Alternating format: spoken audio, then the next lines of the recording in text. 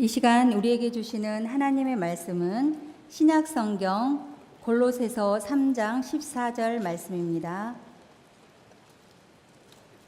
신약성경 327페이지입니다. 이 모든 것 위에 사랑을 더하라. 이는 온전하게 매는 띠니라. 이는 하나님의 말씀입니다. 아멘.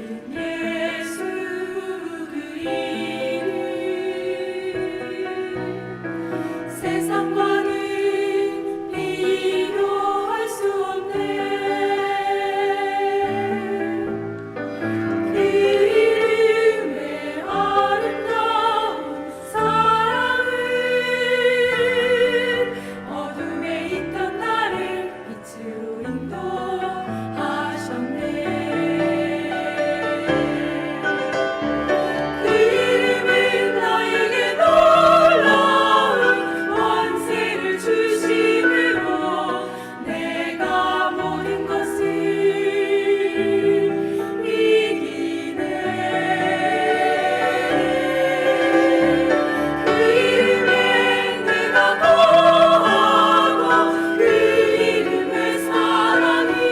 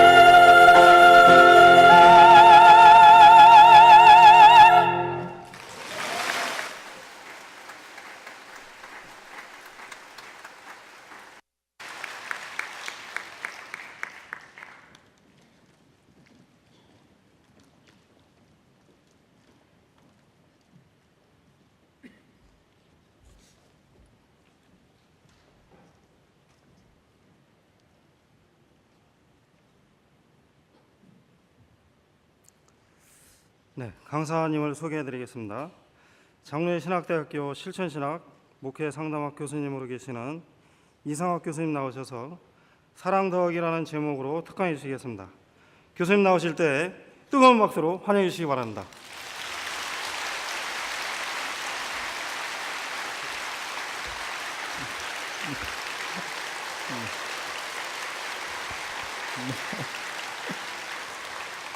감사합니다.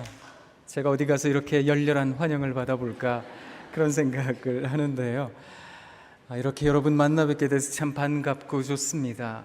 이곳까지 내려오는 길이 참 즐겁고 행복했더랬습니다. 약간 좀 민망하시기도 하겠고 좀 서먹하시기도 하겠습니다만 인사하시면 좋겠는데요. 어떻게 인사하시는가 하면 사랑합니다 라고 인사하시는 겁니다. 같이 인사해 보겠습니다. 사랑합니다. 사랑합니다. 저 잠깐만요. 잠시만요. 여러분들끼리 하라는 게 아니고요. 저하고 하시자고요.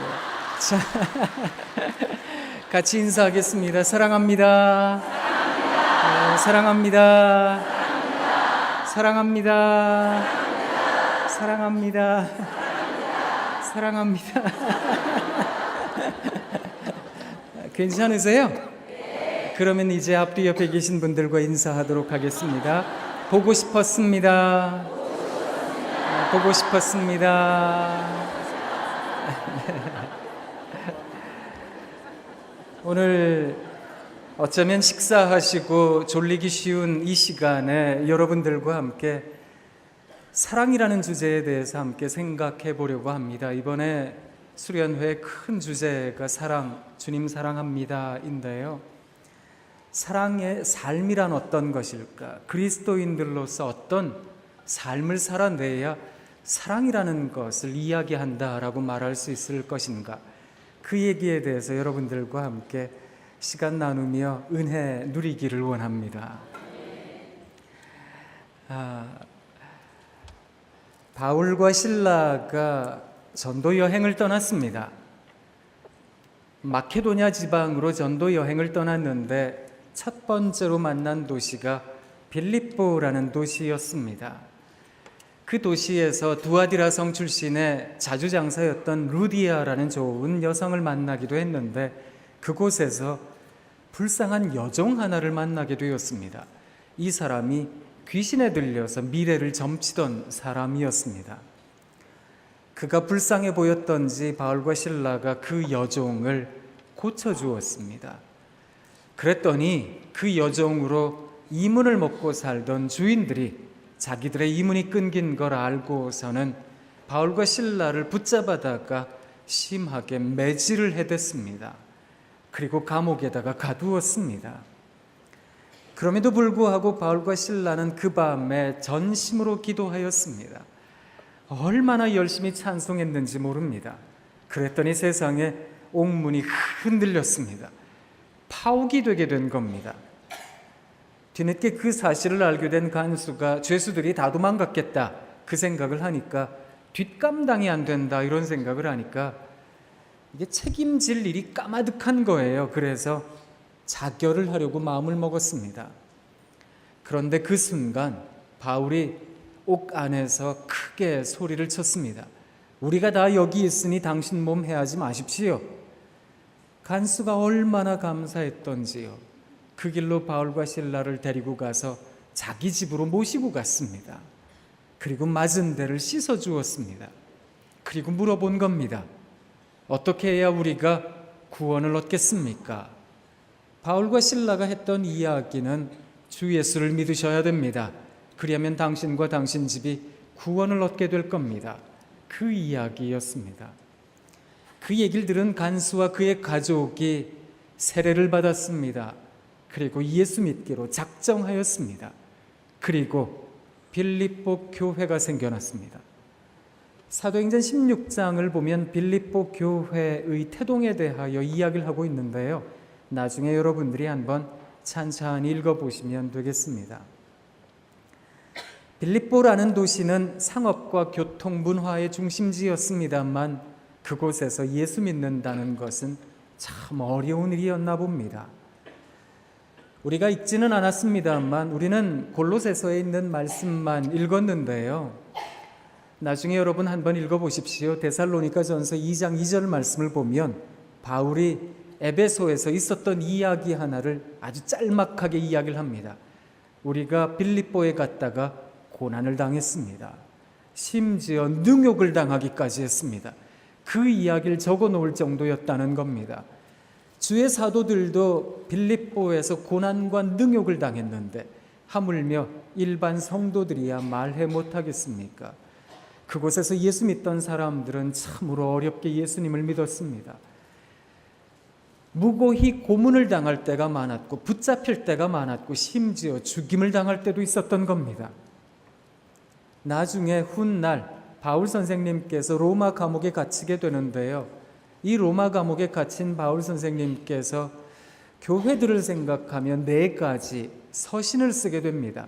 그게 빌립보서, 에베소서, 골로새서, 그리고 빌레몬이라고 하는 사람에게 쓴 빌레몬서까지 이 4가지 서신을 일컬어 옥중서신이라 이렇게 말을 합니다. 특히 빌립보 지역에 있는 교회들을 생각하며 바울 선생님의 마음이 얼마나 아팠던지요. 그럼에도 불구하고 빌립보 교회 교인들에게 뭐라고 얘기를 하셨던가 하면 여러분 기뻐하셔야 됩니다. 그 이야기를 들려주셨습니다. 빌립보서라고 하는 이 서신에는 별칭 하나가 있는데요. 그 별칭이 뭐냐 하면 기쁨의 서신이다라는 별칭입니다. 내가 당신들로 인하여 기뻐합니다. 여러분 어떻게든 기뻐하셔야 됩니다. 주님의 십자가 기뻐하십시오. 여러분 삶을 기뻐하십시오. 기쁨이라는 단어가 이 빌립보서에는 참 자주 등장을 하게 됩니다. 빌립보서 4장 4절을 보면 바울 선생님께서 빌립보에 있는 교회 교인들에게 이렇게 권면을 합니다. 주 안에서 항상 기뻐하라. 내가 다시 말하노니 기뻐하라 라고요. 그런데 여러분 언제 기쁘세요? 언제 즐거우세요? 살아가며 즐거운 일이 있어야 기뻐할 거 아니겠습니까? 행복한 일이 있어야 즐거워하고 마음이 좋아지지 않겠습니까? 그런데 바울 선생님께서 그걸 모르셨겠습니까? 빌립보에 살았던 사람들이 얼마나 어렵게 예수 믿었다는 것을 그가 몰랐을 리 만무했던 겁니다. 그런데 그는 빌립보 교회 사람들에게, 그 교회 교인들에게 여러분 기뻐해야 됩니다. 그 이야기를 들려주셨다라는 겁니다. 이건 참 이해하기 어려운 이야기입니다. 이 세상을 살아가는 사람들은 흔히 5가지 감각을 가지고 세상을 살아갑니다. 그걸 현실이라고 말하며 말입니다. 시각, 청각, 후각, 미각, 촉각, 이 5가지 감각을 가지고 내가 보았으니, 내가 느꼈으니, 내가 냄새를 맡고 내가 맛을 보았으니 그게 현실입니다. 이렇게 얘기를 할 때가 많은데요. 여러분, 우리 예수님 믿는 사람들은 조금 다른 감각을 가지고 있습니다. 이 6번째 감각을 일컬어 조금 어렵게 신학적으로는 영성이라고 말을 합니다. 우리가 흔히 하는 이야기로 말하자면 믿음, 신앙이라고 이야기를 합니다. 신앙의 눈으로 세상을 바라보면, 믿음의 눈으로 세상을 바라보면 우리가 바라보는 세상과 다른 세상을 발견할 줄 압니다. 그 세상 너머에 있는 세상을 발견하더라라는 겁니다. 그래서 우리 두 눈에 보여지는 세상만이 세상이 아니라 보여지지 않는 세상을 바라보며 살 줄 아는 것, 그게 그리스도인들이거든요. 바울 선생님께서 여러분 기뻐하셔야 됩니다 라고 이야기하셨던 것은 바로 그런 의미가 담겨 있는 겁니다. 골로새 교인들에게 대하여도 바울 선생님께서 이야기를 하셨습니다. 여러분 이 모든 것 위에 사랑을 더하셔야 됩니다. 그것이 온전히 매는 띠입니다. 분열이 있는 교회에게, 여러 가지 다툼이 있는 교회에게, 분란이 있는 사람들에게 여러분 그럼에도 불구하고 사랑해야 됩니다. 이렇게 이야기하셨던 것도 눈앞에 보여지는 갈등, 눈앞에 보여지는 아픔, 눈앞에 보여지는 절망, 그것에 여러분 마음 두시면 안 됩니다. 그건 너머에 있는 세상 발견할 줄 알아야 됩니다. 그런 이야기를 하고 계시는 겁니다. 사실 우리 그리스도인들이 즐겨 부르는 찬송도 있거든요. 그 찬송에서는 이런 고백도 합니다. 그 정한 주의 음성 우는 새도 잠잠케 한다. 내게 들리던 주의 음성이 늘 귀에 쟁쟁하다. 주님 나와 동행을 하면서 나를 친구 삼으셨네. 우리 서로 받은 그 기쁨을 알 사람이 없도다. 그 기쁨을 알 사람이 없다는 겁니다. 세상 사람들이 이야기를 합니다. 지금 당신 눈물 흘려야 될 때라고요. 지금 아파하고 절망해야 될 때라고. 지금 웃음이 나오느냐고. 뭐가 그리 좋다고 헤헤거리고 살아가느냐고. 그런데요, 예수 믿는 사람들은 눈앞에 보여지는 현실 너머의 세상을 발견할 줄 아는 사람들입니다. 그래서 바울 선생님께서 이야기를 하고 계시는 겁니다. 여러분 어떻게 하든 사랑의 띠는 띠를 띠셔야 되는 겁니다. 사랑하는 빌립보 교회 성도 여러분, 주 안에서 기뻐하셔야 됩니다. 제가 말씀드리니 기뻐하셔야 됩니다. 그 이야기를 바울 선생님께서 해주셨던 겁니다. 제가 이 이야기를 여러분들에게 조금 더 아이들의 시선으로 혹은 재미나게 표현해 본다면 이렇게 이야기를 할 수 있겠는데요. 제가 초등학교 저학년 아이들에게 시를 좀 써보라라고 이야기를 했습니다. 그랬더니 아이들이 몇 편의 재미있는 시를 썼더라고요. 그 가운데 제가 한두 편 읽어드릴 텐데 한번 들어보세요. 아이들이 학교에서 급식하잖아요. 급식실이라는 시를 적은 아이가 있더라고요. 한번 들어보세요. 급식실. 급식실 아주머니께서는 항상 많이 먹어 하신다. 많이 줘야 많이 먹지. 이게 답니다. 아이 입장에서는 이게 답답할 노릇입니다. 뭐 많이 주고 나서 많이 먹으라 그래야지 많이 주지도 않고 많이 먹어 하니까 이게 속상했던 모양입니다. 공부라는 시를 쓴 아이도 있던데요. 한번 들어보세요. 공부하다가 나타나는 졸음, 책을 읽다가 나타나는 졸음, 졸음을 막으려면 자야 하는데 엄마는 자지 말고 버티래. 이 아이가 무엇을 경험했는가 하면 아빠가 집에 돌아오셔서는 얘기를 하셨대요. 고속도로에 운전하고 가다가 깜빡 졸았다고. 그랬더니 엄마가 정색을 하시면서 얘기를 하셨대요. 그럴 때는 졸음 쉼터에 가서 자고 가든지 휴게소에 들어가서 자고 가든지 꼭 자고 가라고. 그 얘기를 들은 아이가 엄마에게 얘기를 한 겁니다. 엄마, 나도 학교에서 공부하다가 졸렸는데. 그랬더니 엄마가 너는 어떡하든 두 눈을 부릅뜨고 있으라고 그 얘기를 했답니다.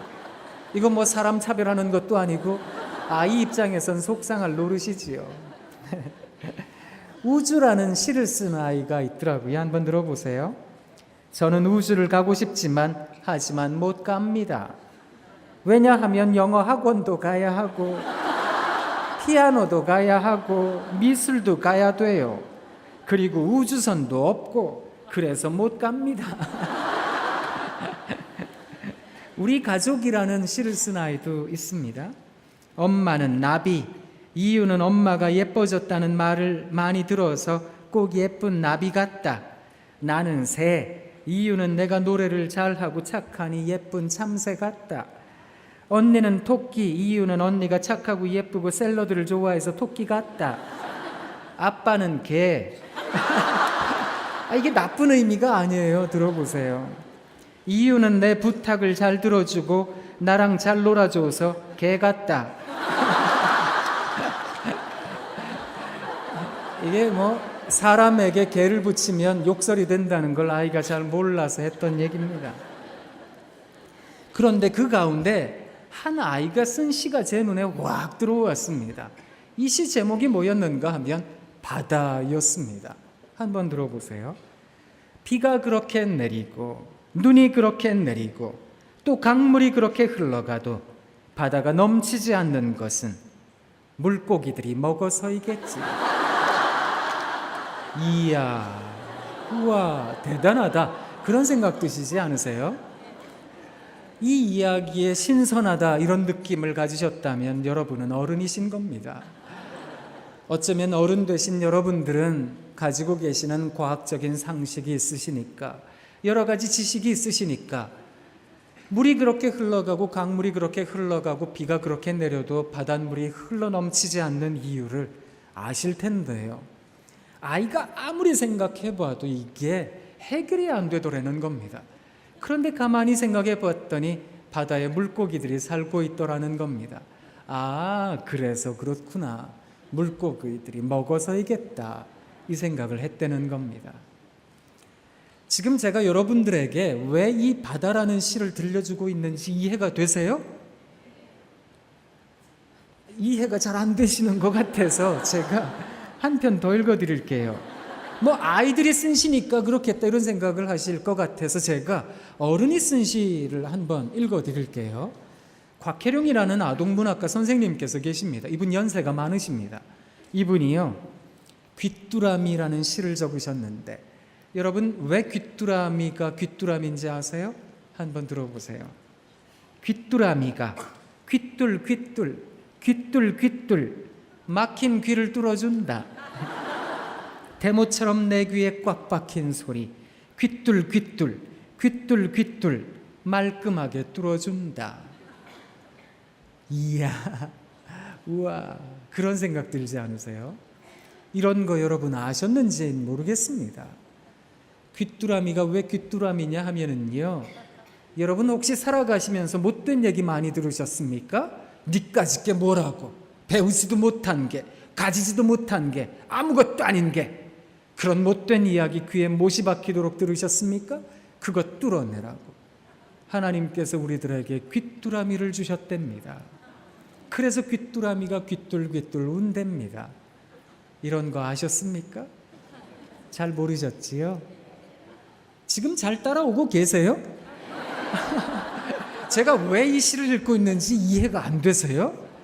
여전히 두 눈을 동그랗게 뜨신 분들이 많으셔서 한 편 더 읽어드리겠습니다.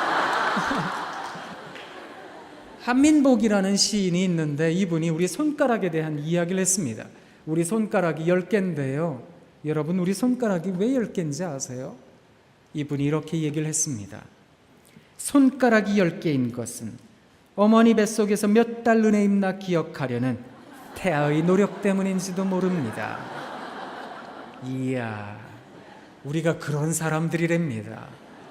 우리가 엄마 뱃속에 있을 때요, 1달, 2달, 3달, 4달, 5달, 6달, 7달, 8달, 9달, 10달, 그래서 우리가 두 손 꼭 쥐고 세상에 태어났다는 겁니다. 우리가 그런 사람들이랍니다.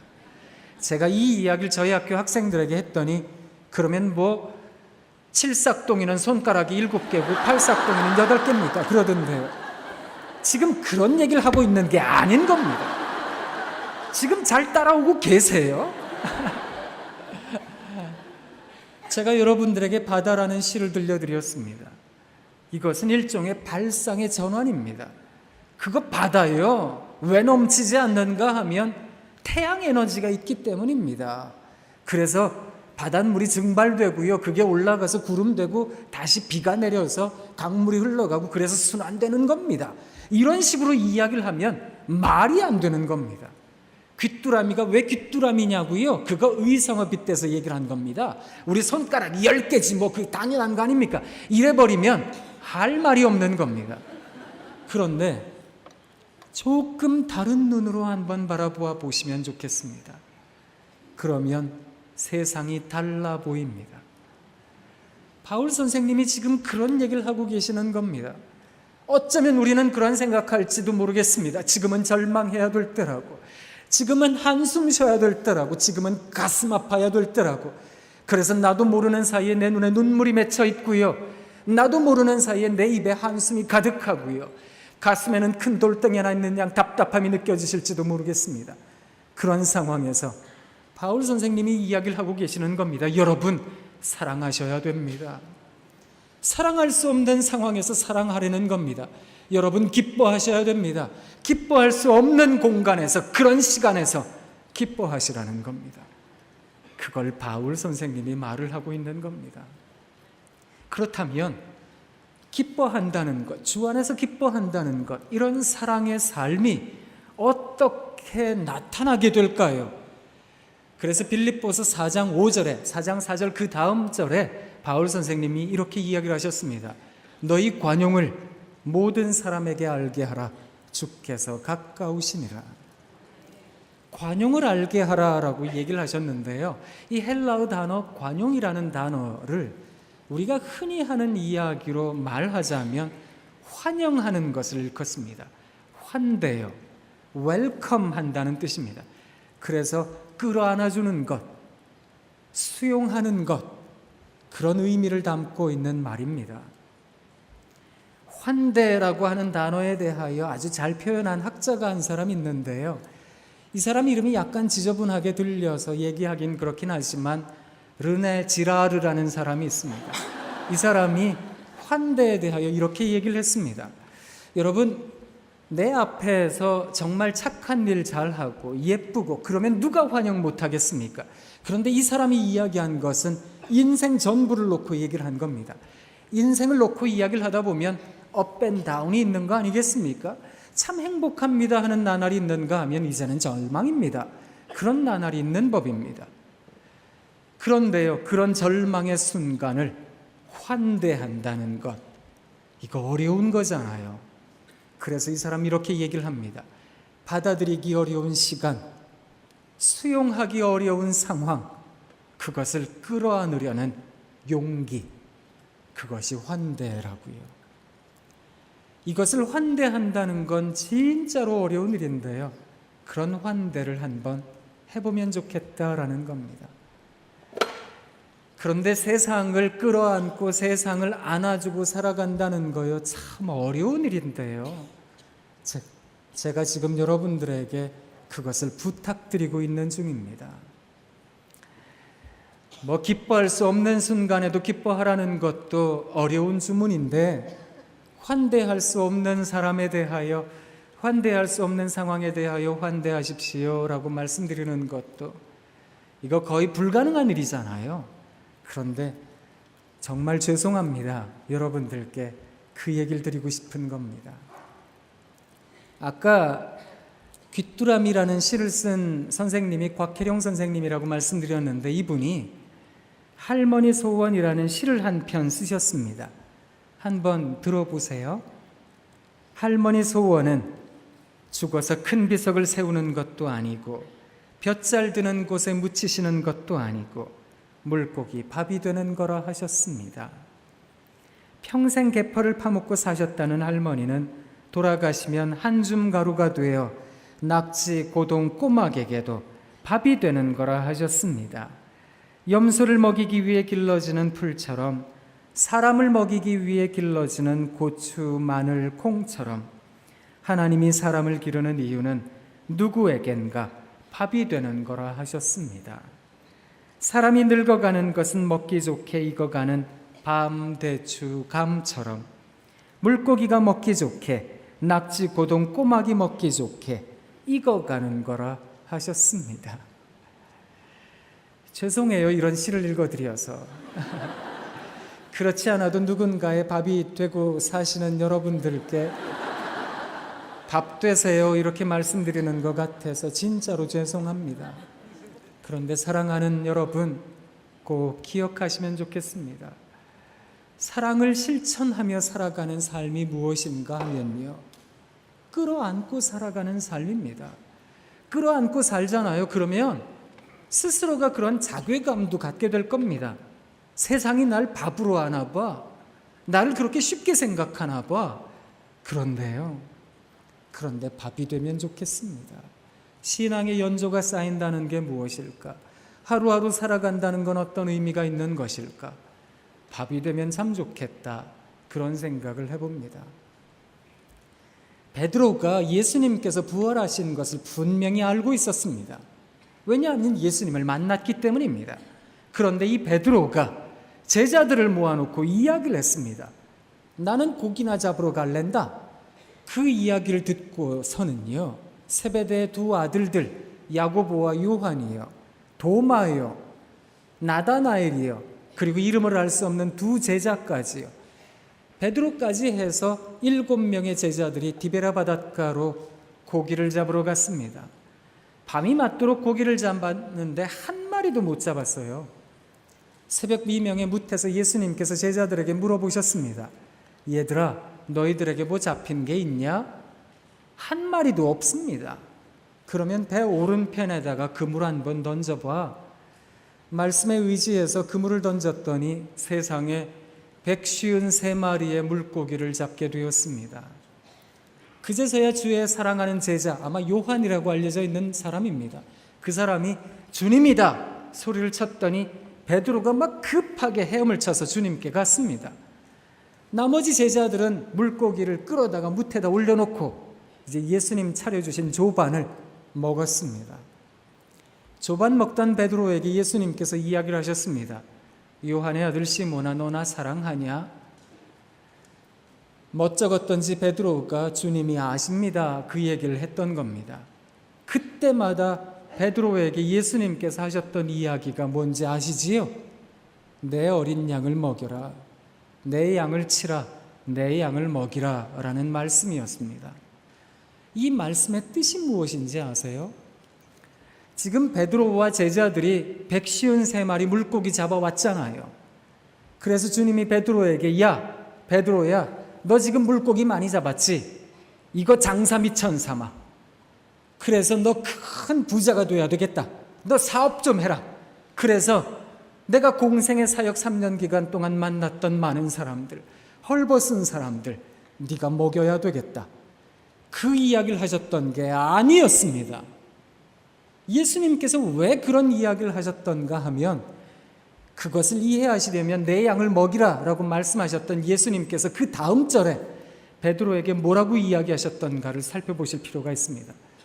베드로에게 이렇게 이야기를 하셨습니다. 네가 젊어서는 띠띠고 아무데나 돌아다녔지만 나이가 들어서는 사람들이 너에게 띠를 띄우고 네가 원하지 않는 곳으로 너를 데리고 가게 될 거다. 이 이야기에 대하여 요한이 뭐라고 거기에다가 해석을 달았는지 아세요? 이렇게 주님이 베드로에게 이야기하셨던 것은 베드로가 어떤 죽음으로 주님께 영광 돌릴 것임을 주님이 말씀하셨던 거라고요.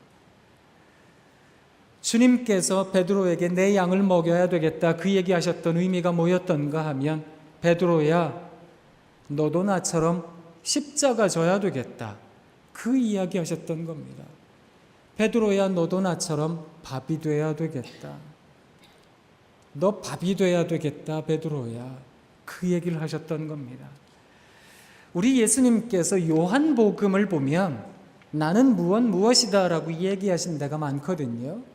나는 산돌이다, 나는 포도나무다 여러 가지 얘기를 하셨는데요. 그 가운데 10장에 나는 선한 목자다 라고 얘기를 하신 부분이 있습니다. 예수님께서 나는 선한 목자다 라고 얘기를 하셨던 것은 당시에 로마 황제가 즐겨하던 말을 예수님께서 빗대어 하셨던 내용입니다. 당시 로마 황제 가이사가 주변의 작은 나라들을 복속시키고 나서는 전공에 따라서 전과에 따라서 자기들의 충신, 자기의 신하들에게 몫을 나누어 주었습니다. 그곳에서 사람들을 인질로 잡았다면 너한테 이 사람들을 노예로 주겠다. 보물을 찾았다면 너한테 이런 전공이 있으니까 보물을 나눠주겠다. 땅을 나눠주겠다. 널 총독으로 삼겠다. 이런 식으로 나누어 주었던 겁니다. 그러면서 스스로를 뭐라고 얘기를 했는가 하면 라틴어로요. 에고숨 가이사 보나스라고 불렀습니다. 이 보나스라는 라틴어가 선하다라는 말인데 이 선한 황제다라는 말이 나중에 영어로 와서는 어떤 표현이 됐는가 하면 우리가 너무나 잘 알고 있는 보너스가 된 겁니다. 보너스는 말 그대로 성과급입니다. 성과에 따라서 급여가 책정되어지는 월급 이외에 추가로 주어지는 그런 선물이라는 뜻인데요. 그래서 이 선물을 너희들에게 주니까 나는 선한 황제다 이런 얘기를 많이 했던 겁니다.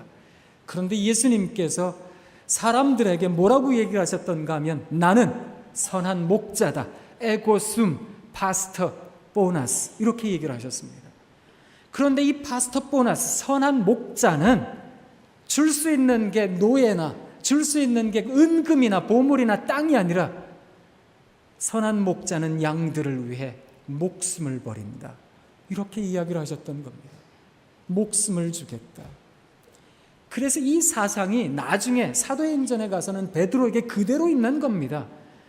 선한 목자 돼야 되겠다. 네가 밥이 돼야 되겠다. 예수님께서 그렇게 이야기하셨잖아요.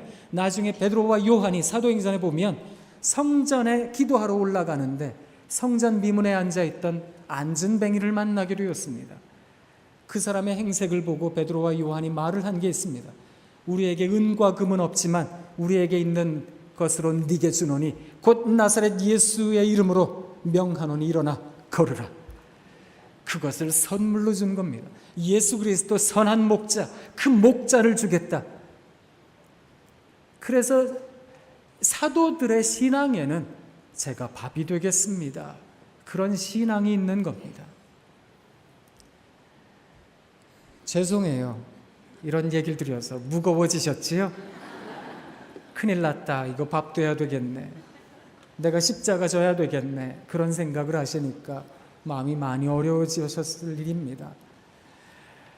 죄송한데요. 저도 하기 어려운 일이지만 예수님 믿는다는 게 무엇일까?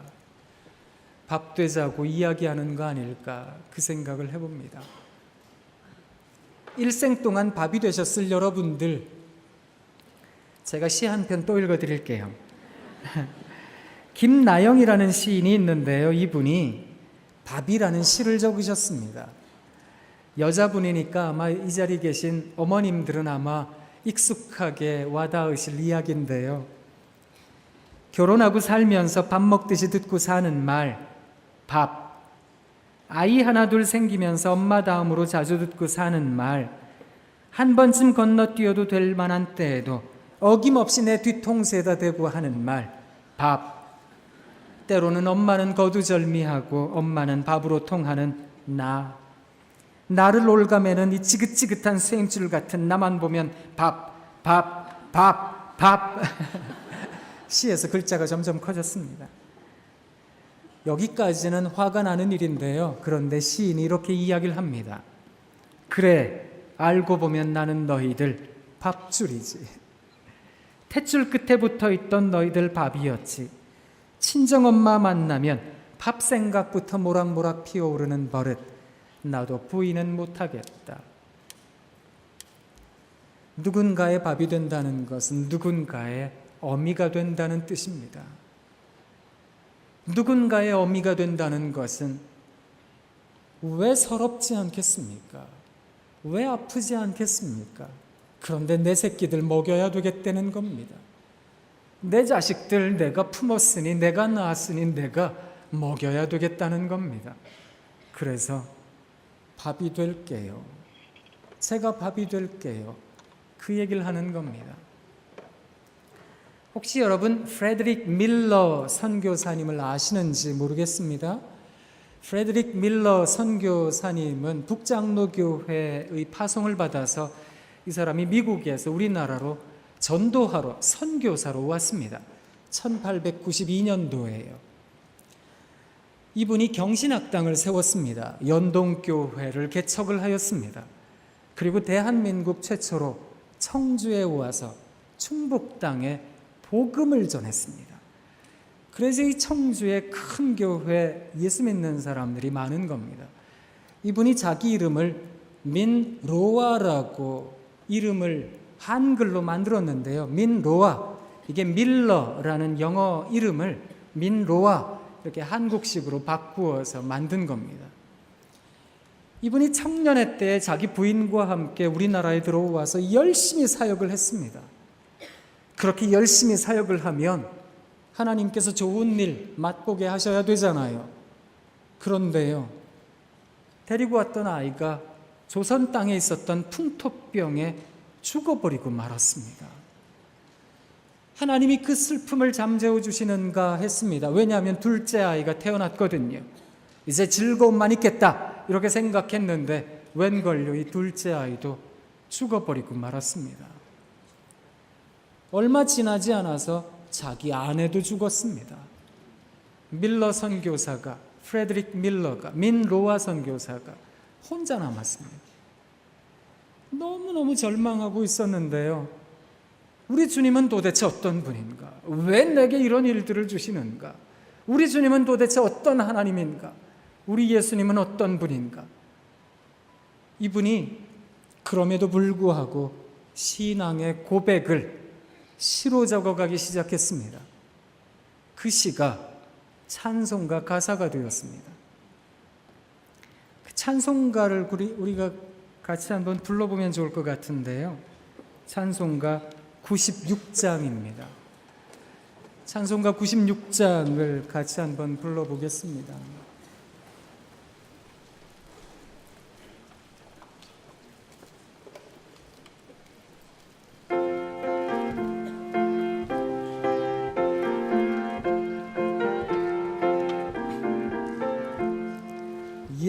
예수님은 누구신가?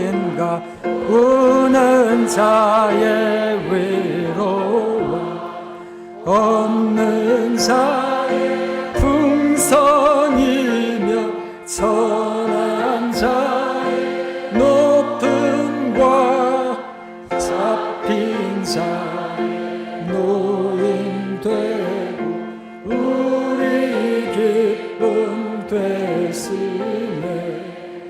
예수님은 누구신가? 약한 자의 강함과 눈먼 자의 빛이시며 병든 자의 고침과 죽은 자의 부활되고 우리 생명 되시네. 예수님은 누구신가? 주한 자의 정함과 죽을 자의 생명이며 죄인들의 중보와 멸망자의 구원되고 우리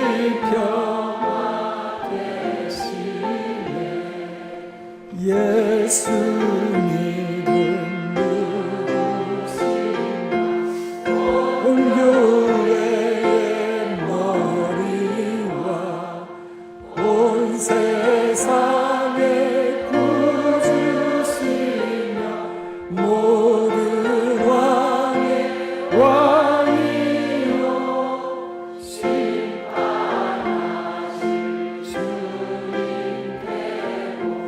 우리 영광 되시네. 예수님 누구십니까? 약한 자의 강함이 되시는 하나님입니다. 눈먼 자의 빛이시며 병든 자의 고침이 되십니다. 죽은 자의 부활이 되고 우리 생명이 되십니다. 그가 놓지 않았던 것은 예수 그리스도, 그 예수 그리스도, 예수 그리스도 말입니다. 그가 우리를 어떻게 사랑하셨던가에 대한 이야기였습니다. 어쩌면 예수 믿는다는 것은 쉬운 일이 아닌지도 모르겠습니다. 그래서 밥이 되겠습니다. 이것처럼 하기 어려운 결단이 또 어디에 있을까요? 그런데 밥 되겠습니다. 그거 한번 결단해 보자는 겁니다. 하나님께서 첫째 날부터 여섯째 날까지 천지를 지으셨습니다. 천지를 지으신 하나님께서 이 땅을 바라보시고 보시기에 어떠하셨다고요? 좋아하셨습니다. 우리를 지으시고는 심하게 좋아하셨더랬습니다. 여기에서 좋아하셨다라는 단어가 히브리 단어로는 토브라는 단어입니다. 이 토브라고 하는 단어가 어떤 뜻인지 아세요? 이 토브라는 단어를 여러분들에게 설명드리고 싶은데요. 이거 좀 따라 하셔야 됩니다. 두 눈을 한번 크고 동그랗게 한번 떠보세요. 두 눈을 다 크고 한번 동그랗게 떠보세요. 다 뜨셨어요? 자, 눈을 크고 동그랗게 떠보세요. 눈만 크고 동그랗게 뜨면 놀란 토끼 눈 같으니까 입을 찢으셔야 됩니다. 어떻게 찢으시는가 하면 양옆으로 이렇게 막 찢어보세요. 이렇게. 이 민망한 얼굴을 가지고 옆에 있는 사람들을 쳐다보면서 한번 감탄해 보시면 좋겠습니다. 이야, 우와. 이게 뭐냐 하면 히브리 단어로 토브라는 단어입니다. 우리 하나님께서 천지를 지으시고 보시기에 이야 하셨다는 겁니다. 우와. 우리 하나님께서 이렇게 이야 하고 감탄하셨던 그 세상을 우리가 지금 살아가고 있습니다. 그렇지요? 그런데 여러분 아침에 일어나셔서 이야 이렇게 세상을 살아가세요? 우와 이렇게 가족들을 바라보세요? 근데 사람은 어쩔 수 없이 그런 것 같습니다. 아무리 감동적인 것도요 시간이 지나면 평범해지나 봅니다. 평범한 것에 시간이 켜켜이 쌓이게 되면 지겨워지기도 하나 봅니다. 근데 지겨운 것들은 그래서 원래는 감동이었는지도 모릅니다. 사람들이 감동을 잘 잃어버리거든요. 그래서 이 땅에 예수님께서 오셨습니다. 예수님께서 이 땅에 오셔서 바라보시는 것들마다 이야기하신 게 있습니다. 예수 그리스도 공생의 사역의 주제 한 가지를 이야기를 하라면 서슴없이 말할 수 있는 것은 하나님 나라, 천국입니다. 내가 어떻게 천국을 이야기할까? 내가 하나님 나라를 어떻게 비유할까? 예수님께서 그 이야기를 즐겨 하셨는데요. 어떻게 이야기하셨는지 아세요? 길을 가시다가 어떤 사람들이 씨를 뿌리는 걸 보셨습니다. 더러는 길가에, 더러는 돌짝밭에, 더러는 가시덤불에, 더러는 옥토에 떨어졌습니다. 예수님께서 제자들에게, 사람들에게 그런 얘기를 하셨습니다. 얘들아, 저 잘 봐라. 저게 천국 같은 거야. 예수님께서 길을 가시다가 어부들이 그물을 던져서 고기를 잡는 걸 보셨습니다. 천국은 저거 같은 거야. 얘들아, 저기 어떤 여자가 가루사말 속에 누룩을 넣는 걸 보고 있지? 천국은 저거 같은 거야. 얘들아, 저기에 혼인잔치가 있다. 천국이 저거 같은 거야. 포도원 품꾼들이 보이니? 일하러 가는 사람들 말이야. 저 사람들을 바라보렴. 천국이 저거 같은 거야. 예수님께서 이야기하셨던 것은 평범이었습니다. 그런데 그는 그것을 천국이라고 말씀하셨습니다. 그의 두 눈에 가득한 것이 하나님 나라였나 봅니다. 그가 이 땅에 오셔서 이야기하셨던 비유 가운데 그런 게 있습니다. 장터의 아이들이 막 뛰어노는데 어느 누구도 노래하지 않더라고요. 사람들이 울며 애통해 하는데 함께 울지 않더라고요. 감동을 잃어버렸다고요. 하나님께서 이야 하셨습니다. 그 토브라는 단어가 뭔지 아세요? 창세기 1장에서는 보시기에 좋았다 이렇게 번역이 되었지만 우리말로 다른 성경이요, 예를 들어서 시편 145편 9절 말씀 같은 데에는 우리 하나님께서 긍휼이 얼마나 많으신지 지으신 모든 것에 대하여 선대하셨다고요. 그때 선대라는 단어가 토브라는 단어입니다. 다른 성경에는 우리말로 환대라고 번역이 되었습니다. 선대, 환대, 환영하는 거요, 관용하는 거요. 그게 하나님 보시기에 좋았다 그런 말입니다. 너희 관용을 모든 사람에게 알게 하라. 주께서 가까우시니라. 바울 선생님께서 빌립보에 있는 교인들에게 어떤 얘기를 하셨던가 하면 하나님의 시선으로 세상을 바라보라고요. 하나님이 가까이 계시니까 이야 하고 살라고 이야기를 하셨던 겁니다. 이야, 우와. 이렇게 세상을 바라보면 바라보여진 세상이 살아난다는 거 아십니까? 지난 한 해에 우리나라의 자살자 숫자에 대한 통계가 나왔습니다. 하루에 몇 명이 평균적으로 자살했는지 아세요? 39.6명이 자살을 했습니다. 하루 평균 40여 명이 죽어간 겁니다. 그래서 정부에서요, 사람들이 많이 자살하는 데에는 여러 가지 구조물도 세워놓고 생명의 전화도 달아놓고 생각하는 의자도 갖다 놓고 플랜카드도 걸어놓고 거기에 호프존, 희망구역입니다. 여기는 절망해서는 안 됩니다. 그런 이야기까지 다 달아놨는데요. 이거 자살자 숫자가 줄지를 않습니다. 그래서 왜 자살하고 있는지, 자살을 시도했다가 우여곡절 끝에 살아남은 사람들에게 물어본 겁니다. 왜 자살 시도했습니까? 그 1등 답이 뭐였는지 아세요? 어느 누구도 나에 대하여 너 살아도 된다고, 가치 있다고, 이야, 이런 시선으로 바라보는 사람이 한 명도 없다는 겁니다. 그러면 사람은 죽고 싶은 법입니다. 그러니 누군가를 살리려면 이야 하고 쳐다보셔야 됩니다. 우와 하고 쳐다보면 사람이 살아나는 겁니다. 이거 지금 우스갯소리로 말씀드리는 게 아니라 그렇게 하면 여러분 가족이 살아나고요, 나 스스로도 살아납니다. 이야 해보시면 좋겠습니다. 이야. 자, 앞뒤 옆에 3분 이상을 바라보시면서 우와 해보겠습니다. 이야, 이야, 우와.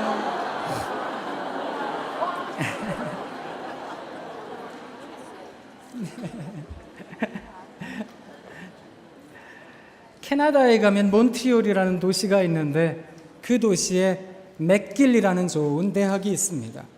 그 대학에서 가르치셨던 분이 계신데요. 이분의 이름이 윌더 펜필드라는 분입니다. 이 윌더 펜필드라는 분이 사람은 반영하는 대로 반응한다 이런 얘기를 했거든요. 이게 무슨 말이냐 하면 사람은 좋은 반영을 하잖아요. 좋은 반응이 오더라는 겁니다. 무슨 뜻이냐 하면 여러분 혹시 그 어린이 놀이동산이라든지 등산로라든지 이런 데 걸어가실 때 요술거울이라 그래서 이렇게 찌그러진 걸 앞에 서면 내가 뚱뚱보로 보이고 이렇게 세로로 찌그러진 걸 앞에 서면 내가 홀쭉이로 보이는 거울 보신 적 있으시죠? 자, 2개의 거울이 여러분 앞에 있습니다. 하나는 내가 뚱뚱보로, 하나는 내가 홀쭉이로. 어떤 거울 앞에 쓰고 싶으세요? 홀쭉이 뚱뚱이. 홀쭉이 뚱뚱이. 홀쭉이 뚱뚱이. 우리들 가운데 대략 한 15% 정도는 뚱뚱보러 보이는 곳에 서고 싶습니다. 이런 분들이 계십니다. 왜냐하면 그게 평생의 한이 됐으니까. 혹은 남들이 다 이리로 간다 할 때 전 이리로 갈래요 라는 창의적인 분들, 이런 분들을 빼놓고는 대부분의 경우 다 날씬한 게 좋습니다. 그래서 비즈니스 하는 사람들이요, 매장에 있는 거울 아시죠? 그 거울을 약간 찌그러뜨려 놓은 겁니다. 이걸 활용한 겁니다. 그래서 매장 앞에 있는 거울을 약간 찌그러뜨려 놨는데 이건 너무 확 찌그러뜨려 놓으면 비현실적이 되니까 약간만 찌그러뜨려 놓은 겁니다. 그 앞에 서서 옷을 입어봅니다. 이게 태가 납니다. 사고 싶어집니다. 삽니다. 집에 와서 집에 거울로 쳐다봅니다. 이거 아닌데 이런 생각을 한 번쯤 해보셨을 겁니다. 이걸 펜필드 효과라고 말을 하는 겁니다. 윌더 펜필드라는 사람이 사람은 반영하는 대로 반응한다. 이거 아주 단순한 논지입니다. 여러분 가정에 들어가셔서 아이들에게 이야 해보세요. 그러면 이야 이런 반응이 올 거라는 겁니다. 그런데 너무 지나치게 기대하시면 안 됩니다. 자, 이제 우리가 2박 3일 동안 수련회를 잘 합니다. 은혜를 누립니다. 저녁마다 우리 담임 목사님으로부터 은혜의 말씀을 듣습니다. 좋은 특강 강사들로부터 좋은 이야기들과 메시지를 듣습니다. 은혜를 많이 받습니다. 자, 이제 내일 다 집회가 끝나고 집으로 돌아갑니다. 이제 모든 문제가 다 해결되어 있을 줄 믿습니다. 그래서 자, 문을 열고 집문을 열고 들어갑니다. 세상에 누가 해놨는지 청소를 다 해놨습니다. 우와, 뭐 저녁 준비까지 다 해놓고 빨래도 다 해놓고 다리미질도 다 해놓고 뭐 해야 할 일도 다 해놓고 그럴 거라고 생각하십니까? 그런 일이 있으면 얼마나 좋겠습니까만 그건 그냥 상상에 불과한 겁니다. 우리들의 현실을 한번 생각해 볼까요? 자, 이제 내일 저녁에 문을 열고 들어갑니다. 난장판입니다. 이것도 해야 되고 저것도 해야 되고 산더미 같고 이런 애들은 이렇게 싸우고 저렇게 싸우고 수련회에서 받은 은혜 다 까먹고 막 배우자는 하여간 배울 게 있어야 배우자지요. 하나도 배울 게 없는데 배우자라고 얘기를 한다니 막 이런 생각이 드는 거예요. 막 이런 게 올라오는 겁니다. 막 화딱지가 확 나요. 막 신경질이 나요. 그럴 때 어떻게 하시라고요? 이야. 이러다 보면 나도 모르게 눈물이 뚝 떨어집니다. 그런 생각도 듭니다. 내가 머리에 꽃만 안고 잤지. 내가 지금 뭐 하는 짓인가. 그런 생각도 드실 일입니다. 그런데 그렇게 살자고요. 그게 뭔지 아세요? 그게 밥이 되겠습니다. 그 뜻입니다. 이야, 밥이 되겠습니다. 그 마음입니다. 혹시 여러분 진밥이 좋으세요? 고두밥이 좋으세요? 김진기라는 시인이 진밥 고두밥이라는 시를 적었습니다. 밥을 먹다가 문득 내가 진밥을 닮아간다는 생각을 한다. 어릴 적 어머니는 아버지의 입맛에 따라 진밥을 지었다.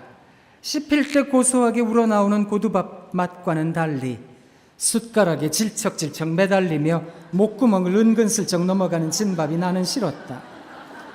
숟가락으로 푹푹 진밥에 화풀이를 해대기도 했다. 유별난 철부지는 대수롭지 않은 일에도 눅눅하질 못하고 곤두선 고두밥알처럼 튀어나가기 일쑤였다. 거센 세월의 비바람이 나를 지나갈 때마다 내 고슬고슬한 고두밥은 꼿꼿한 관절을 풀기 시작하더니 요즘은 눅눅한 진밥으로 돌아앉았다. 혹시 진밥 좋아하세요? 그러면 준비가 되신 겁니다. 나쁜 뜻으로 생각하시면 안 되고요. 어떤 준비가 되셨는가 하면 밥으로 사실 준비가 되셨다 그 말입니다. 여러분 진밥 되시면 좋겠습니다. 진밥으로 살잖아요. 사람들이 비아냥거릴 겁니다. 네가 밥이야 죽이야, 네 정체성이 뭐야, 이런 얘기를 할 겁니다. 저요 진밥인데요. 그런데 진밥은요, 나이가 많은 사람이나 적은 사람이나 아픈 사람이나 건강한 사람이나 그 사람의 속에 들어가 소화가 잘 됩니다. 그런 진밥 같은 인생 되면 좋겠습니다. 우리 주님이 말씀하신 겁니다. 베드로에게 야 네가 밥이 돼야 되겠다. 우리들에게도 이야기를 하시고 계시는 겁니다. 주님의 사랑이라는 큰 은혜를 받은 사람들은 누군가의 풍성한 삶을 위해 살아야 되는 거다. 사랑으로 매는 띠를 너희가 온전히 누려야 되는 거다. 그게 뭔지 아세요? 제가 진밥 될게요. 누군가의 속에 들어가 양분이 되고 소화도 잘 되는 인생 될게요. 그 얘기를 한다는 겁니다. 저는 우리 모두가 그런 사람들이 되면 참 좋겠습니다. 그러면 어떠세요? 그러면 좋은 날이 올까요? 반드시 오면 좋겠습니다. 제가 시를 한 편 읽어드리겠습니다. 노순례라고 하는 시인이 있는데 이분이 쇠고기 한 근이라는 시를 적었습니다. 한번 들어보세요. 초등학교 6학년 때 부잣집 친구가 도시락 반찬으로 매일 싸우던 쇠고기 볶음, 그것이 너무나도 먹고 싶어 이번 생일날엔 그 부드럽고 품이 있는 살코기와 함께 나도 호강 한번 하리라 하며 일주일 전부터 어머니를 졸랐습니다. 그런데 이제 전혀 딴판인 일이 벌어진 거예요. 생일날 아침 미역국과 함께 비계투성인 돼지고기가 올랐습니다. 아들 생일인데 이게 뭐냐고 꼬장을 부리며 집을 나왔습니다. 방바닥에 엎어진 미역국 국물을 훔치며 내일 모레 꼭 해줄 테니 아침밥은 먹고 나가라는 어머니의 간곡한 부탁을 발로 밟고 서러워진 어린 몸뚱이를 자전거에 실었습니다. 엄하신 아버지가 그날은 아무 말씀이 없으셨습니다.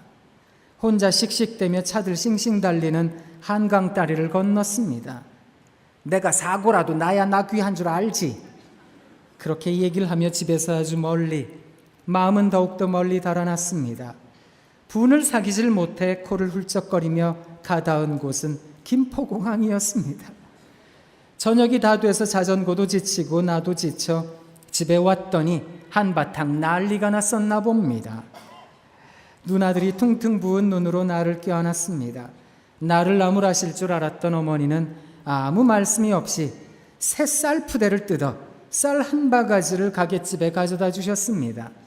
어제 빌려줘서 고맙다고 이야기하시며 밀린 외상값도 함께 갚는 눈치였습니다. 아버지 월급이 오늘에야 나왔다고 미안하다고 고개를 조아리셨습니다. 멀리서 아버지가 손에 무얼 들고 올라오고 계셨습니다. 신문지로 꽁꽁 싼 쇠고기 한 근이었습니다. 쇠고기 속에 아버지의 살점이 다 들어가 있는 듯 아버지가 무척 작아 보였습니다.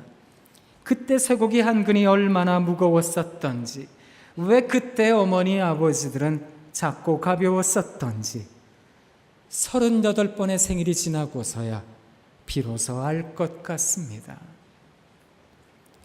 제가 왜 이런 시를 읽어드렸는지 이해가 되세요? 진밥으로 살고 이야 수용하고 관용하고 살면 좋은 날은 언제 올까요? 한 38번쯤 시간이 해가 지나야 그제서야 찾아오는 것은 아닐까. 솔직히 실망이 되시죠? 제가 여러분들에게 실망하시라고 이런 얘기 드리는 게 아니고요. 좋은 날은 반드시 올 테니까, 하나님께서 반드시 맛보게 하실 테니까 여러분 끝끝내 진밥 되시라고 말씀드리는 겁니다. 부모님 사랑이라는 거예요. 그거 알게 되는 때가 오거든요.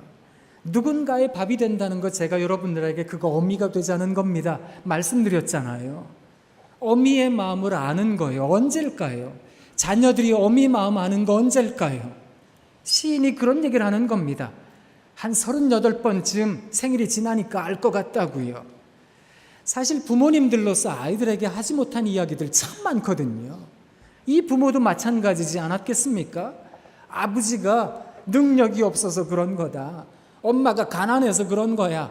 그런 이야기 창피하니까 못한 거예요. 아이가 그걸 알 리가 있겠습니까? 왜 나는 소고기를 못 먹습니까? 화를 낸 겁니다. 그런데요, 그 아버지 마음, 어머님 마음 말입니다. 그거 3살 푸대 뜯어가지고 이웃집 주인한테 갖다 주면서 죄송합니다 조아렸던 그 마음 말입니다.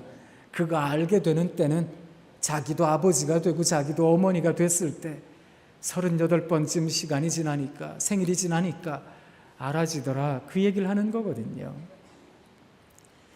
저도 최근에 그런 일을 경험했는데요. 제 아이들은 좀 컸습니다. 큰아이가 대학생인데요.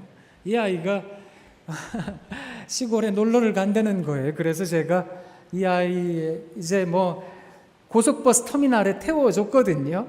평상시 같으면 그냥 뭐 너 혼자 가라 그럴 일일 텐데도 고속버스 터미널에 태워줬습니다. 태워주고 그냥 가면 될 일인데 문득 그런 생각이 들었어요. 배웅이라도 해주자. 그래가지고 제가 차를 주차장에다 대고요, 애한테 용돈도 주고 음료수도 사주고 차에 태워가지고 제 아이가 창가에 앉았어요. 제가 제 아이를 막 배웅을 해줬습니다. 손을 막 흔들면서 우리 아들 잘 갔다 오라고 막 그렇게 손을 흔들었더니 얘가 창피했나 봅니다. 막 여기도 보고 막 여기도 보고 여기도 보고 어쩔 줄 몰라가지고 그러더라고요. 그게 재밌어가지고 막 저도 막 더 열심히 막 그랬어요. 주 안에서 기뻐하라. 내가 다시 말하노니 기뻐하라. 너희 관용을 모든 사람에게 알게 하라. 주께서 가까우시니라. 막 열정적으로 했거든요. 제 아이가 막 여기도 숨고 저기도 숨는 걸 보면서 문득 누구 생각이 났는가 하면 어머니 생각이 났습니다. 제 어머니요. 저는 참 귀한 아들로 성장했습니다. 딱 보시기에 제가 귀하게 자랐다 이런 태가 나시죠? 네, 참 귀하게 자랐습니다. 저는 위로 누나가 3 있습니다. 누나 3세, 딸 3세, 아들 하나의 권세와 위세를 아십니까? 뭐 대단한 권세를 갖고 살았거든요. 뭐 여러분 너무나 잘 아시겠습니다만 제가 어렸을 때 열대 과일이 귀했습니다. 파인애플 뭐 이런 거는 뭐 가히 상상도 못했고요. 행여 저희 집에 바나나가 들어왔다. 그러면 또 저희 아버지는 아버님이시니까, 가장이시니까 온전한 바나나 하나를 잡수셨습니다. 제가 아들이니까 온전한 바나나 하나를 먹었습니다. 나머지 바나나 하나로 저희 어머니와 누나들이 나눠 먹었습니다. 그리고 누나들은 제 옆에 와서 한 입만 이렇게 살았거든요. 저는 어려서부터 바나나 좀 먹고 산 사람입니다. 그러니까 얼마나 귀하게 자랐겠어요. 저희 아버님도 목사님이시거든요. 은퇴하신 지 한참 되셨는 80이신데요. 뭐 예전에 목사님들이 그러시잖아요. 꼬장꼬장 하시는 게 있으시잖아요. 성경 가방만 들면 목사가 쟁기를 들고 어딜 뒤를 돌아보느냐, 시장도 안 가셨던 분이거든요. 성경 가방만 드시면 가정일도 안 보셨다 이럴 정도셨습니다. 제가 어렸을 때 기억에 남는 건 뭐 제가 초등학교 이전에 초등학교 때 기억에 남는 건 늘 돌아다니면서 개척하시고 늘 천막교회 하고 이제 예전엔 왜 흙으로 벽돌을 찧었거든요. 그래서 예배당 세우고 살만 하면 야 짐 싸라 이래가지고 이제 다른 데 가서 목회하시고 싸우는 교회 가서 목회하시고 그러셨거든요.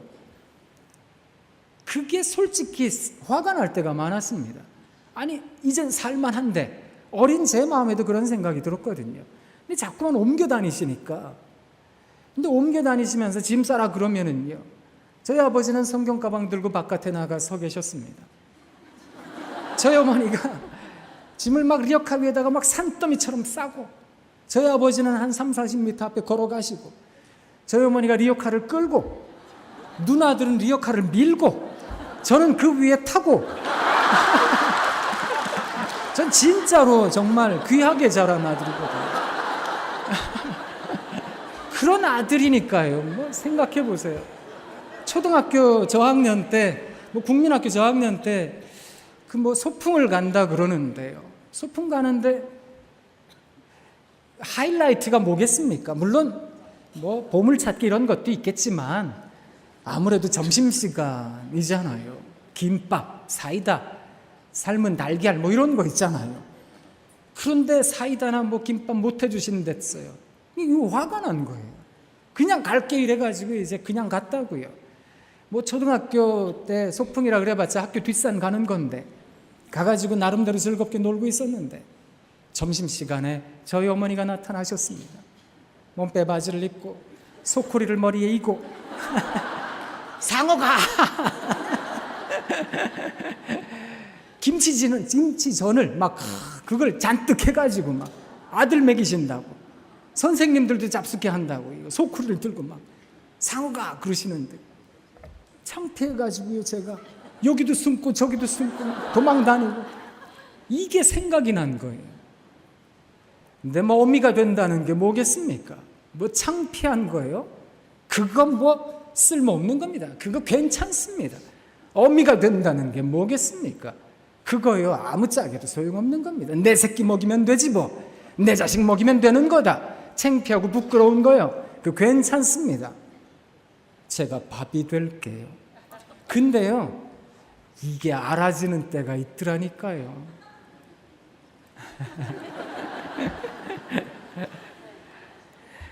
죄송합니다. 이런 얘기를 드려서. 이흥섭이라는 시인이 터미널이라는 시를 적으셨습니다.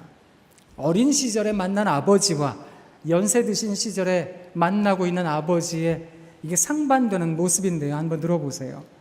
젊은 날의 아버지는 어린 자식을 버스 앞에 세워놓고는 어디론가 사라지곤 했습니다. 강원도하고도 벽지로 가는 버스는 하루 한 번뿐인데 아버지는 늘 버스가 시동을 걸 때쯤이면 겨우 나타나시곤 했습니다. 이게 이제 어린 시절 아버지입니다. 연세가 드셨습니다. 늙으신 아버지를 모시고 서울대 병원으로 검진 받으러 가는 길, 버스 앞에 아버지를 세워두고는 어디 가시지 말라고 꼭 이 자리에 계시라고 당부했습니다. 커피 한 잔 마시고 담배 한 대 피우고 벌써 버스에 오르셨겠지 하고 돌아왔는데 아버지는 그 자리에 꼭 서 계셨습니다. 어느새 이 짐승 같은 터미널에서 아버지가 가장 어려지셨습니다. 이게 알아지는 때가 있다니까요. 그 모습을 보면서 야, 연세 드셨구나. 이게 알아지는 때가 있는 법입니다. 어쩌면 예수 믿고 밥으로 살게요. 그거 참 어려운 인생인지는 모르는데요. 그런데 반드시 그런 날이 올 겁니다. 그러니 사랑하는 성도 여러분, 바울 선생님께서 빌립보서 4장 4절과 5절을 이야기하시고 6절 7절에서 뭐라고 이야기하셨는지를 기억하셔야 됩니다. 아무것도 염려하지 말고 오직 모든 일에 기도와 간구로 너희 구할 것을 감사함으로 하나님께 아뢰라. 그리하면 모든 지각에 뛰어나신 하나님의 평강이 그리스도 예수 안에서 너희 마음과 생각을 지키시리라. 하나님께서 우리 마음과 생각을 지키신다는 겁니다. 하나님이 책임지시겠다는 겁니다. 우리는 어떤 사랑의 삶을 살아야 될까요? 어떻게 사랑의 띠를 띠고 살아야 될까요? 어떻게 사랑을 연결시키며 살아야 될까요? 날마다 기뻐해야 되겠습니다. 이야, 우와, 이러고 살아야 되겠습니다. 그래서 그저 죄송합니다 꼭 부탁드리건대 젊은 제가 여러분들에게 권면드려서 죄송합니다만 수련회 기간 내내 이거 연습하셔야 됩니다. 바라보시는 장로님, 권사님, 집사님, 성도님들, 아이들 바라볼 때마다 이야, 우와, 이야, 이게 여러분 하나님 마음을 닮아가는 겁니다. 하나님이 천지를 지으시고 보시기에 우와, 예수님께서 이 땅을 사역하시며 야, 이것도 하나님 나라네, 이것도 하나님 나라네, 그렇게 이야기하셨다면 우리도 그리 살아야 되겠습니다. 그런 하나님의 마음을 갖고 산다는 건 쉬운 일이 아닐 겁니다. 왜 아프지 않겠습니까? 눈물 나지 않는 인생은 없는 법입니다. 흔들리지 않은 영혼도 없는 법입니다. 왜 괴롭지 않겠습니까? 그런데 그런 인생 살아갈 때 이야, 그러고 살면 참 좋겠습니다. 그렇게 산다는 건 쉬운 일이 아닌데, 그렇게 살아간다는 건 가슴이 아픈 일인데, 이걸 누가 알아요? 이걸 어느 누가 알겠느냐고요. 그런데 한번 그리 살아보는 겁니다. 주님, 저도 밥이 되겠습니다. 물론 저도 잘 못하는데요. 신학교에 있으면서 저도 잘 못합니다. 그런데 날마다 그거 한번 되새겨봅니다. 예수님 누구십니까? 민로아 선교사님이 이야기했던 것처럼 자기 자식들은 다 죽고요, 아내도 죽고요, 다 없는데 사람들은 그 예수 믿지 말라고 그러는데, 아니요, 예수님이요, 예수님은 죽은 자의 부활되십니다. 예수님은 병든 자의 나음이 되시고 고침이 되십니다. 예수님은 가난한 자들의 부함이 되시는 분이십니다.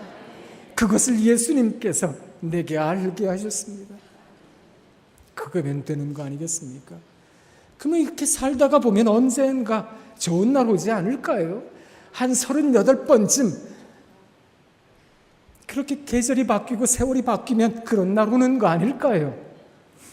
그런데요, 여러분, 때로는요, 느닷없이 그런 세월도 옵니다. 우리 예수님께서 그런 얘기를 하셨더라고요. 천국은 느닷없이 온다고요. 느닷없이 하나님의 나라가 오는 줄 믿습니다.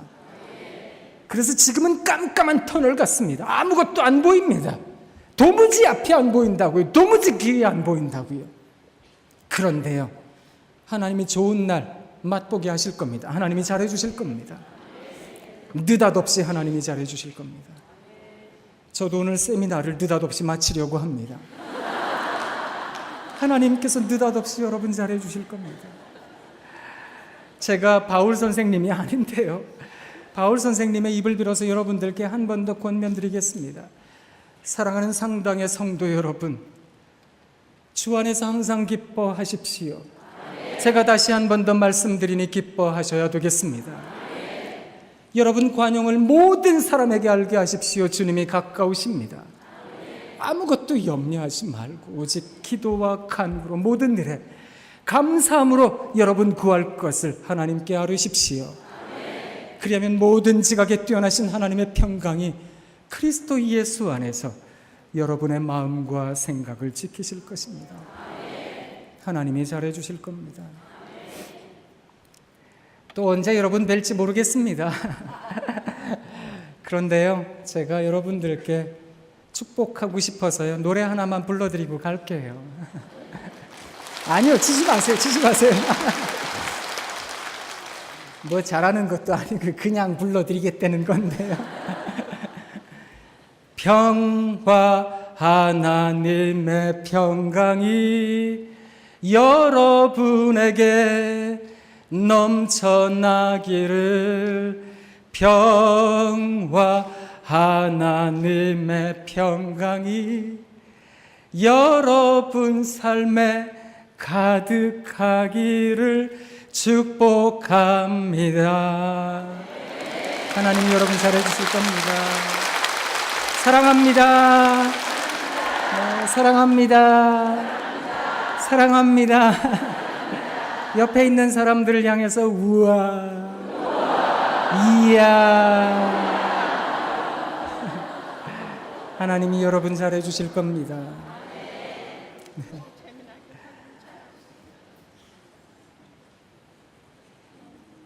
네. 아니, 다 끝났는데요. 내려가기 싫어서. 고맙습니다. 감사합니다. 감사합니다. 네. 제가 기도하고 마치겠습니다. 하나님 참 고맙습니다. 그렇지 않아도 졸리고 어려운 시간인데 하나님 이 시간에 하나님께 은혜 받는 시간 되게 하셔서 고맙습니다. 늘 하나님 바라보며 살아가는 우리가 되게 하옵소서. 이야, 그렇게 고백하며 살아가겠습니다. 그래서 밥 되는 인생 되겠습니다. 그것도 진밥이 되겠습니다. 그렇게 살아가는 모든 성도들에게 하나님 잘해주실 줄 믿습니다. 속히 좋은 날 보여주시고 느닷없이 그런 기쁨을 허락해 주셔서 하나님 감사합니다. 고맙습니다. 억지로 이악 물고 고백해야 되는 인생이 아니라 절로 고백해도 감사합니다. 터져나오는 우리 모두가 되게 하옵소서. 예수님 이름으로 기도합니다. 아멘.